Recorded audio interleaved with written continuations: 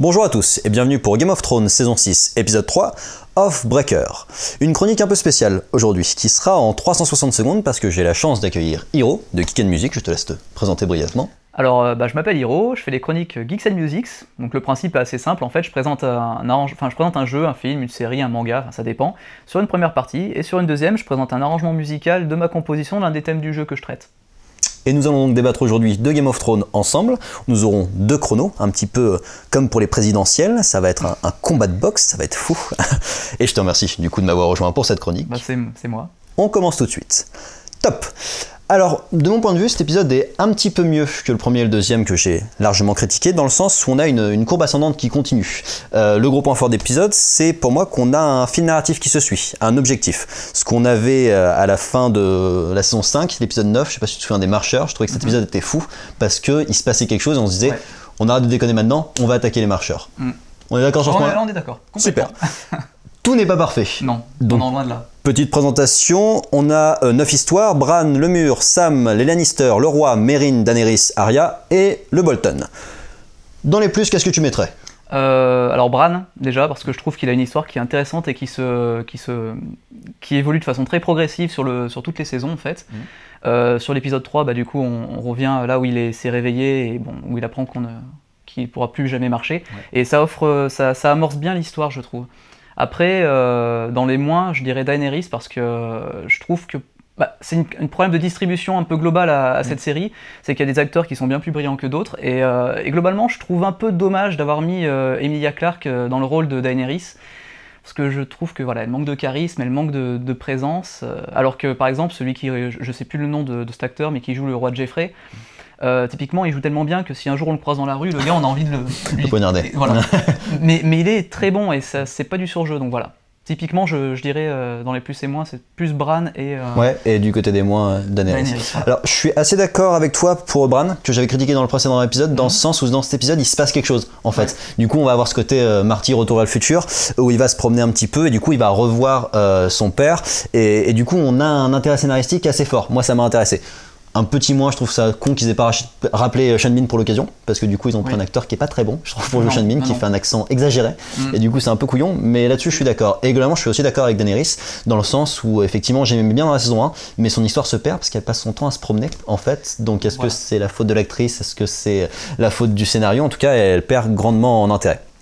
Je vais relancer sur d'autres points. Moi, je trouve que ce qui se passe au mur est assez cool, dans le sens où c'était attendu, la résurrection de Jon Snow, mais ça fait la suite de l'épisode 9 de la saison 5, où voilà, maintenant on arrête de déconner, on va laisser faire les marcheurs. Enfin, en tout cas, c'est ce que ça laisse espérer. Donc on va voir si c'est le cas. Moi, je croise les doigts pour que le statu quo change un peu. Ça t'a plu aussi du côté du mur ? Alors oui, parce que du coup, comme tu dis, ça relance clairement l'histoire, ça relance l'intérêt de ce qui était resté un peu en plan.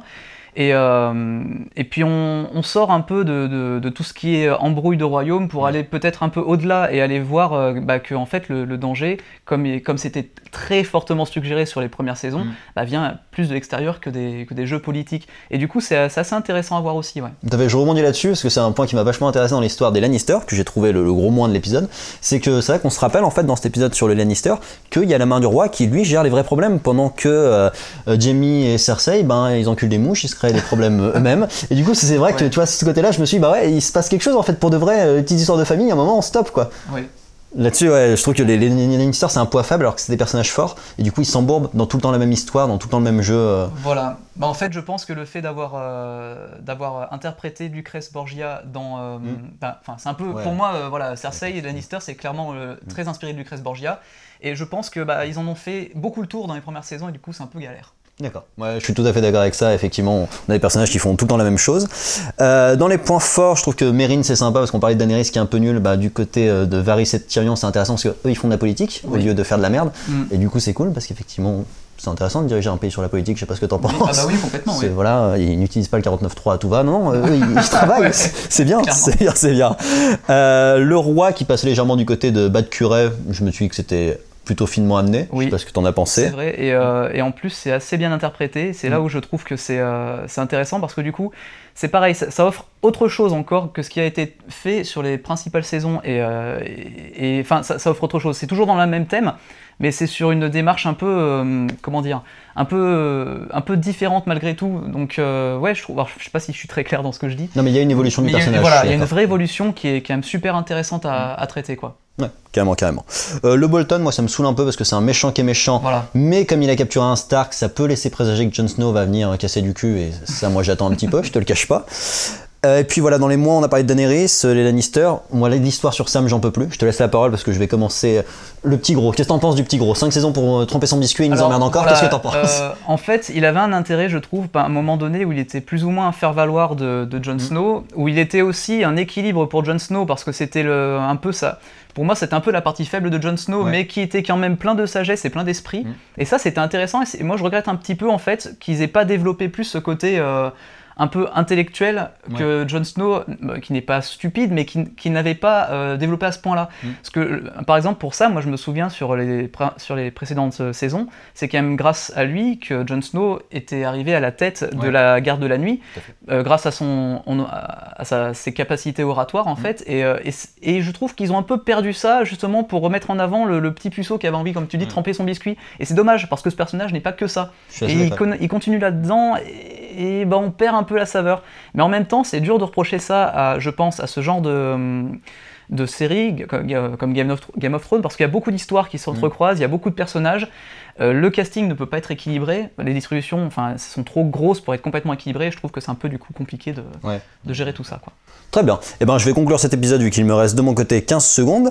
Globalement du coup on a un mieux, il reste des histoires qui sont moins intéressantes, on est d'accord là-dessus, mais la saison semble prendre un chemin narratif, j'espère qu'elle va l'assumer et pas revenir au statu quo parce que c'est de nombreuses fois qu'elle nous a gommé les conséquences, et on croise les doigts pour l'épisode 4. Et ben top. Voilà. On est pas mal. Alors j'ai un peu dépassé moi, mais bon. C'est ta première, voilà, écoute, il fallait voilà... Rebonjour à tous, on a eu un petit cut, c'est la première fois dans la chronique. La caméra s'est arrêtée, comme on était assez fiers de notre débat, on s'est dit que ce serait couillon de refaire 3 minutes juste pour ça. Donc je reprends là-dessus. Alors qu'est-ce que tu attends pour la suite de Game of Thrones sur cette saison 6 ? J'attends un peu ce que j'ai attendu en fait sur la première saison pour le coup, au risque de pas être très original, mais d'avoir un développement de l'intrigue qui soit peut-être un peu plus posé et où ils prennent le temps justement de développer un peu ce qui va se passer par la suite. J'ai l'impression que c'est plutôt ça, c'est plutôt la direction que ça prend, donc c'est plutôt cool. J'espère aussi que les personnages, la distribution pour les nouveaux arrivants plus ou moins va être un peu plus équilibrée, parce que moi c'est un peu le défaut de cet épisode, de la série, voilà. Excuse-moi, je perds mes mots. Et aussi peut-être d'avoir un peu plus encore d'audace sur tout ce qui est mise en plan d'un point de vue technique. Parce que voilà, tout ce qui était paysage venant du mur sur les principales saisons était vraiment très cool, je trouvais. Et j'aimerais bien retrouver un petit peu ça sur les moi à venir. De ce côté-là. Ouais, globalement, je trouve que la réalisation est toujours très propre. Effectivement, on parlait des décors réels tout à l'heure, donc là-dessus, il n'y a pas à chier. Moi, j'avais beaucoup aimé la première saison, je l'ai déjà dit dans une autre chronique, et j'aimais bien comment elle se finissait, en fait, parce que ça donnait l'impression que ça y est, tout le monde a attaqué le trône de fer. En fait, c'était pas du tout ça dans les saisons suivantes. Donc j'aimerais bien qu'on reparte là-dessus, et là, on part sur un concept narratif qui est fort, de se dire, ça se met sur la gueule tout le monde, mais a priori, il y en a qu'un qui est à peu près capable de gérer, c'est Jon Snow, qui va peut-être récupérer le Nord, qui va peut-être surtout essayer d'arrêter les marcheurs grâce aux sauvageons. Et puis bon, moi je sens quand même l'alliance avec Tyrion et compagnie. J'ai l'impression que Daenerys, Jon Snow, ça va se rapprocher à un moment. Voilà, et du coup, j'aimerais bien que ça se focalise un peu sur quelque chose qui est narrativement fort, plutôt que sur les petites histoires de cul, de famille, qui ont commencé à être vraiment longuettes, je trouve, sur ces 6 saisons. Au début, ça marchait. Maintenant, je trouve qu'il y a trop d'histoires secondaires. On parlait de Sam, c'est pas un personnage inintéressant sur le concept. Le souci, c'est qu'on nous a trop parlé de lui sur des trucs pas intéressants. Voilà, c'est ça. C'est ce qu'on disait tout à l'heure, en fait. Et typiquement, c'est vrai que ça gâche un peu des persos qui pourraient être beaucoup plus riches sur les épisodes. Carrément. En tout cas, j'aimerais qu'on ressente du coup le débat des personnages. On va voir ça sur la saison prochaine. C'est chouette de faire ce petit point au 3e épisode, parce que je trouve que là, on arrive en fait, la situation initiale est posée. Alors je trouve que ça a été long, parce que normalement ça aurait dû être au 1er épisode et pas au 3e. Mais c'est posé, ça laisse présager du mieux. Moi qui n'étais pas emballé par les premiers. Donc on croise les doigts et puis on va voir ça. Exactement. Nickel. Eh bien, je vous réinvite à visiter la chaîne de mon collègue Geek & Music, et puis moi je vous donne rendez-vous sur Directive Première pour d'autres chroniques en 180 secondes. Au revoir.